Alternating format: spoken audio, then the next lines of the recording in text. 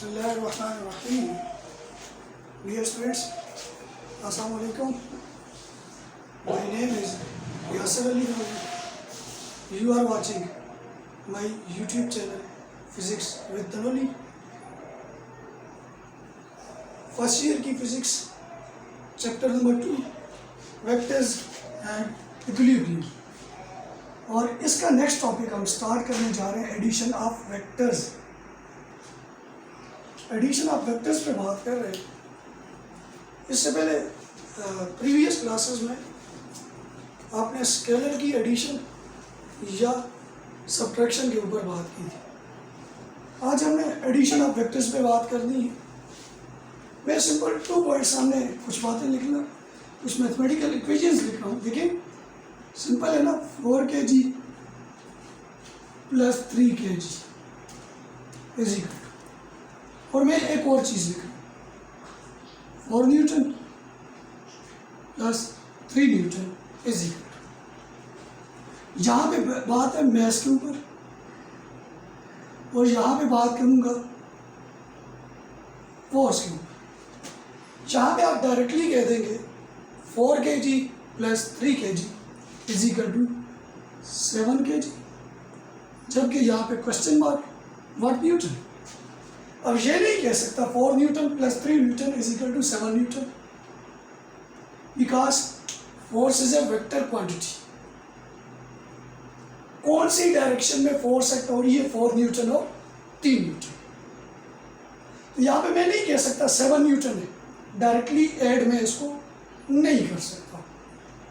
अब एकदम से माइंड में क्वेश्चन आ जाता है, यार इसकी तो कोई ना कोई डायरेक्शन भी होगी, तो अभी उसी को हमने एक्सप्लेन करना है। Graphically representation, head to tail rule हमने स्टडी किया था, उसको सामने रखते हुए इसकी एडिशन भी करेंगे, सारी चीज़ें एक्सप्लेन करेंगे। मैं इससे पहले एक एग्जांपल एक्सप्लेन करता हूँ। फॉर एग्जांपल, ये रूम का कॉर्नर है जी, ये यहाँ पे कोई ऑब्जेक्ट हमने रखा हुआ है, इस जगह पे कोई भी ऑब्जेक्ट है, और उसके साथ 2 फोर्सेस अप्लाई कर रहा हूँ मैं। इसको मैं कह देता हूँ F1 फोर्स, ये मेरे पास, और ये मेरे पास आ गई जी F2 फोर्स। इस फोर्स की जो डायरेक्शन है वो इधर है, और इस फोर्स की जो डायरेक्शन है वो मेरे पास इस साइड पे है। अब मैं क्या करता हूँ, इधर से भी एक साथ दोनों फोर्सेस अप्लाई करते हैं, F1 भी और F2 भी। तो हम देखेंगे, ये प्रैक्टिकली भी आप कर सकते हैं, हम देखेंगे ये ऑब्जेक्ट एकदम से इस साइड पे मूव करेगा, एकदम से इस साइड पे मूव करेगा। इसी को अभी मैं ग्राफिकली रिप्रेजेंटेशन या हेड टू टेल रूल में अगर इस एग्जांपल को प्रैक्टिकली जाके एक्सप्लेन करूं, तो फिर किस तरह होगा मेरे पास इस एग्जांपल को एक्सप्लेन करने के लिए। मैं लेट्स से कहता हूँ ये 4 न्यूटन फोर्स थी, और ये मेरे पास 3 न्यूटन फोर्स थी। अब इसको अगर मैं ड्रा करूँ तो ये मेरे पास आ जाएगा 4 न्यूटन। ये मैं एक्सप्लेन करता हूँ किस तरह। इसके लिए हमारे पास 2 चीज़ें होती हैं। लेंथ ऑफ सुटेबल स्केल जो एक्सप्लेन कर रही होती है, जो हम स्केल यहाँ पे यूज़ करते हैं इन लाइंस को ड्रा करने के लिए, वो हमारे पास मैग्नीट्यूड को एक्सप्लेन करती है, और ये जो एरो ऐड होता है ये हमारे पास उसकी वेक्टर की डायरेक्शन को एक्सप्लेन कर रहा होता है।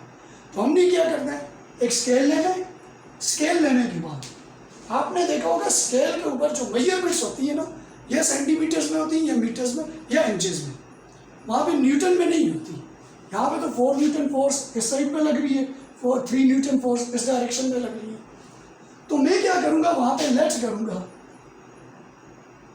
1 newton is equal to 1 centimetre. तो इस डायरेक्शन में लेफ्ट साइड पे जो फोर्स लग रही है वो कितनी है जी, 4 newton. Then 4 newton is equal to 4 centimetre.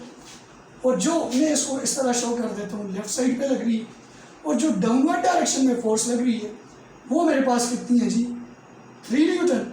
और इसको मैं ले लेता हूँ 3 सेंटीमीटर। आपने क्या करना है, स्केल लेना है।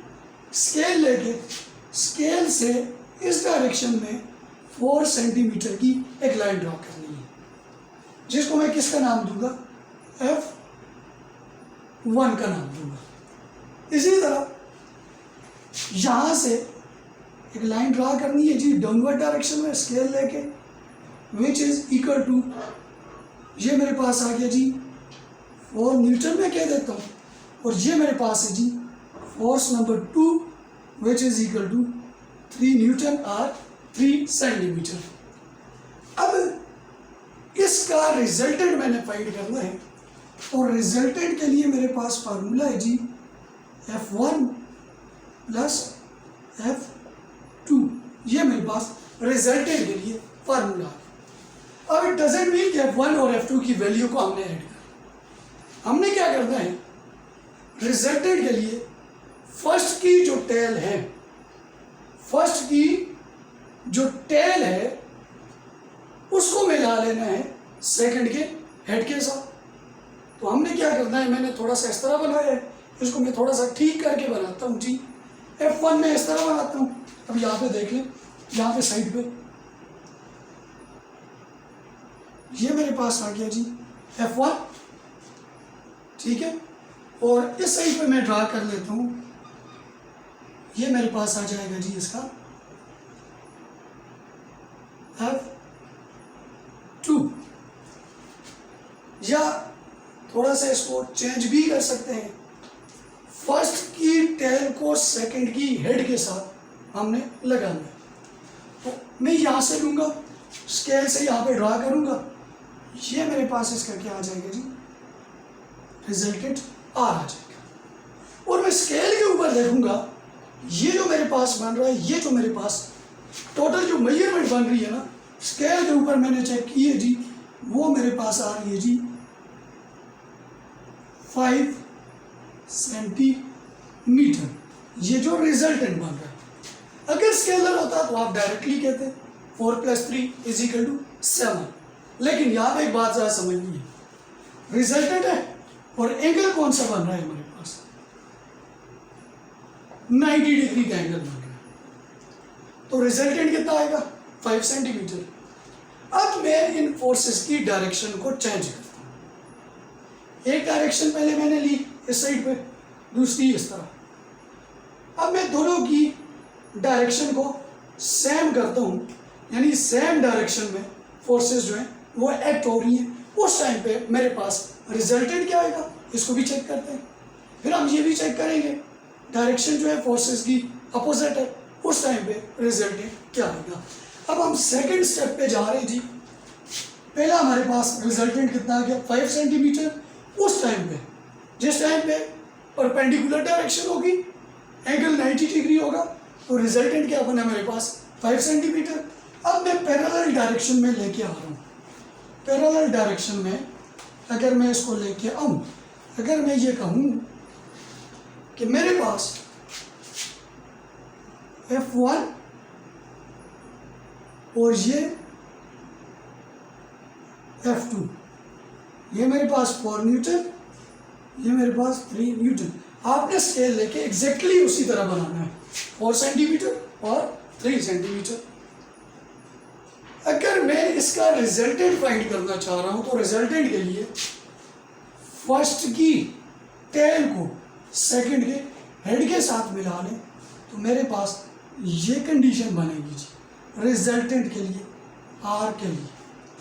तो जिस टाइम ये कंडीशन बनेगी, पैरेलल डायरेक्शन में है, सेम है, तो उस टाइम पे रिजल्टेंट जो मेरे पास बनेगा वो बनेगा जी 7 सेंटीमीटर, 7 सेंटीमीटर। और उस टाइम पे अगर हम उसके एंगल को एक्सप्लेन करेंगे, एंगल भी यहाँ पे बताऊंगा कौन सा एंगल बन रहा है, यानी पैरेलल डायरेक्शन के लिए रिजल्टेंट कितना आ गया मेरे पास, 7 सेंटीमीटर आ गया।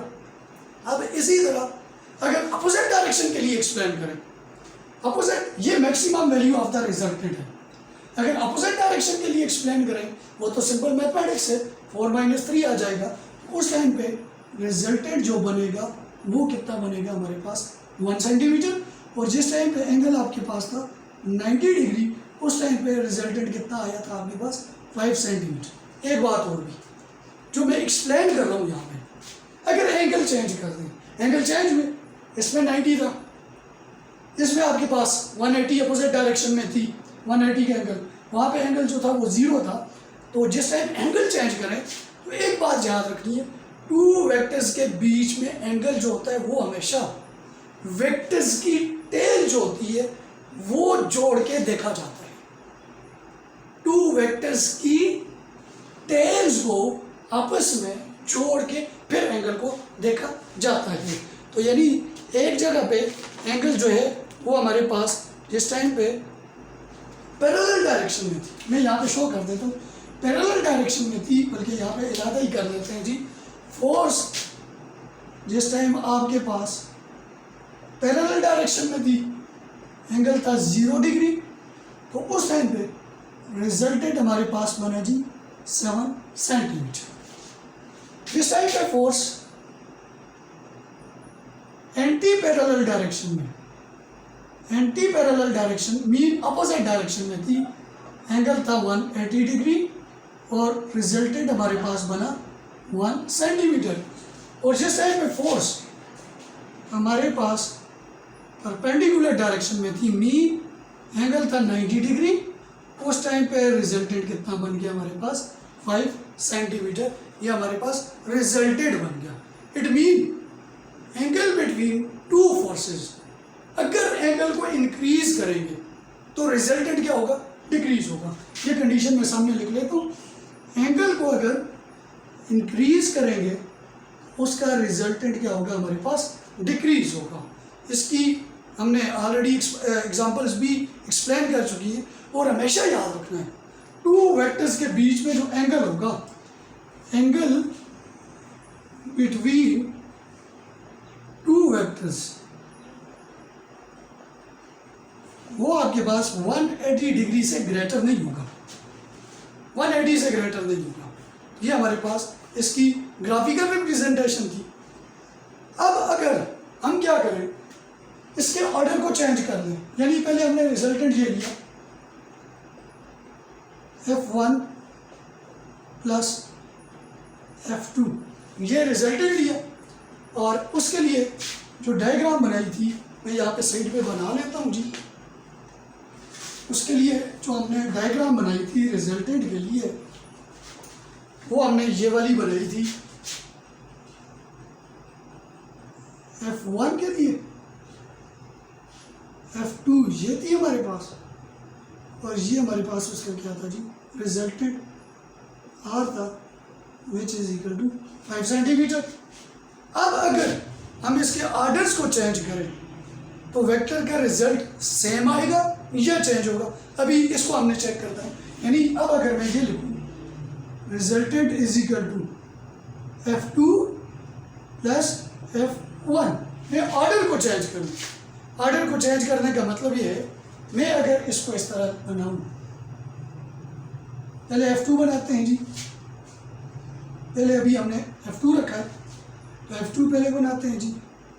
ये हमारे पास आ गया जी F2। आपने सुटेबल स्केल यूज़ करना है और जितनी आपने वैल्यूज़ ली हुई हैं उसी के अकॉर्डिंग। F2 था जी 3 न्यूटन, यानी 3 सेंटीमीटर की एक लाइन आपने यहाँ पे ड्रा करनी है। और सेकंड में था जी आपके पास F1, वो आपके पास है जी 4 न्यूटन। अब आपने यहाँ पे रिजल्टेंट में लाया तो हमने सुटेबल स्केल से चेक किया, ऑर्डर चेंज भी करें फिर भी रिजल्ट कितना आएगा 5 सेंटीमीटर। आप ड्रा करके स्केल से प्रॉपरली चेक कर सकते हैं, फिर भी हमारे पास रिजल्टेंट कितना आएगा 5 सेंटीमीटर। इट मीन ये आपके पास मैग्नीट्यूड ऑफ रिजल्टेंट यहाँ पे 5 सेंटीमीटर आ रहा है। इसका मतलब ये हुआ ये आपके पास ऑर्डर के ऊपर डिपेंड नहीं कर रहा, does not depend upon order. और यहाँ से एक बात और भी मुझे समझ आ गई, वो ये समझ आ गई कि F1 is equal to F1 plus F2 is equal to F2 plus F1, यानी ऑर्डर चेंज किया, ऑर्डर चेंज करने की वजह से रिजल्टेंट में चेंज ना आई। इट मीन इसका मैं कह देता हूँ R resultant, R prime resultant. मुझे एक बात समझ आ गई कि R resultant is equal to, मैं बल्कि यहाँ पे लिख लेता हूँ साइड पे, यहाँ से मुझे एक बात मिली इन दोनों डायग्राम से, R resultant is equal to R prime resultant. Order जो चेंज किया उसको आर प्राइम का नाम दे देते। इट मीन्स आर रिजल्टेंट है F1 प्लस F2 और आर प्राइम रिजल्टेंट है F2 प्लस F1। इसका मतलब ये हुआ, ये जो F1 plus F2 is equal to F2 plus 1, इसे हम बोलते हैं जी commutative property of vector addition. Commutative property of vector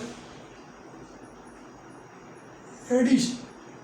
A plus B is equal to B plus A, यानी ऑर्डर ऑफ एडिशन आपके पास डिपेंड नहीं करता। ऑर्डर चेंज भी करें फिर भी आपके पास मैग्नीट्यूड का रिजल्ट क्या होगा, सॉरी रिजल्टेंट का रिजल्टेंट क्या होगा उसका, वो आपके पास सेम होगा। हमने इस पूरे टॉपिक में से 3 बातें सीखी हैं। 3 बातें कौन कौन सी सीखी हमने जी, मैं लास्ट में फिर इसकी समरी एक्सप्लेन कर लेता हूँ। 3 बातें हमने सीखी है। सबसे पहले जो हमने सीखा है वो ग्राफिकल मेथड, ग्राफिकल मेथड सीखा है और हेड टू टेल रूल हमने सीखा है। सेकेंडली हमने सीखा है जी वेक्टर की जो एडिशन होगी, vector addition is commutative. Commutative property, commutative क्या कहता है, A plus B is equal to B plus A. इसी तरह जो तीसरी चीज हमने सीखी है, जिस टाइम हम वेक्टर्स को ऐड कर रहे होते हैं, जरूरी नहीं है कि उसका रिजल्ट सेम हो as compare to the addition of scalars. यानी in addition when vectors are added then result is not same. In addition when vectors are added result is not same. साथ में यहाँ पे मेंशन कर देता हूँ as compare to addition of vectors, because result जो है वो 2 चीज़ों पे हमें पता चल गया डिपेंड कर रहा है। एक उसकी वैल्यू के ऊपर और दूसरा 2 वेक्टर्स के बीच में जो एंगल हमारे पास बन रहा होता है उसके ऊपर हमारे पास उसका रिजल्ट जो है वो डिपेंड कर रहा होता है। इंशाल्लाह नेक्स्ट लेक्चर में हम सब्ट्रैक्शन ऑफ वेक्टर्स के ऊपर बात करेंगे। Thank you.